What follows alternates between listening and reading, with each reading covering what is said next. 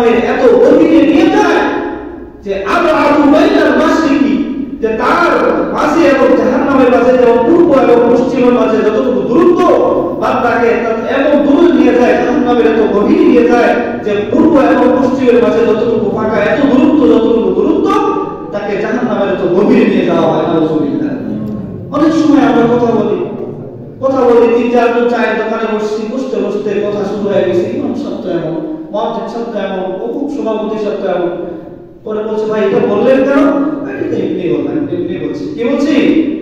এমনি বলছি, বলি না আমরা এমনি বলছি, ভাই এমনি বলে। বিষ্ণু বলে ইন্নাল আবদা লা ইয়াতাকাল্লামু বিল কালিমাতি, বান্দা এমন কথা বলে, এমন একটা কথা বলে, সে লা ইয়াতাবায়্যানু বিহা, এই কথার বর্ণনাই জানে না, সে কথাটা যে বলবো ওই যে বলে এমনি বলছি, তাইয়িজুল্লু বিহা ফিন্নার, তাকে জাহান্নামের এত গভীরে আল্লাহ তাআলা প্রবেশ করাবে যার দূরত্ব সম্পর্কে কারো ধারণা নেই। শুধু একটা সাংখ্যিক উদাহরণ দিছে যে পূর্ব এবং পশ্চিমে যত দূরত্ব, এত দূরত্ব তাকে জাহান্নামের ভিতরে ঢুকাবে বলতে কি বুঝছেন?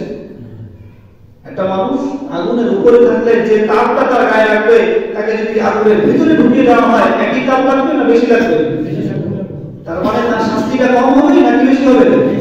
তারপরে হাদিস 78 নম্বর 6478 নম্বর হাদিস বুখারী শরীফের এখানে বলেন ইন্নাল আবদা লা ইয়াতাকাল্লামু বিল কালিমাতি মিন রিদওয়ানিল্লাহি লা ইউতি লাহা বালান ইয়ারফাউল্লাহু বিহি দারাজাত। বিশ্বনবী বলেন যে বান্দা আল্লাহ পাকের সন্তুষ্টির জন্য এমন কথা বলে, এমন সাধারণ কথা বলে, সেই কথার মর্ম সে জানে না, কিন্তু ইয়ারফাউল্লাহু বিহি দারাজাত, আল্লাহ তাআলা এই কথার কারণে তার মর্যাদা উন্নত করে দেন। সুবহানাল্লাহ। বলেন হাদিস ওয়া ইন্নাল আবদা লা ইয়াতাকাল্লামু বিল কালিমাতি মিন সাহাবিল্লাহ লা ইউতি লাহা বালান ইয়াহদি বিহি ফি জাহান্নাম।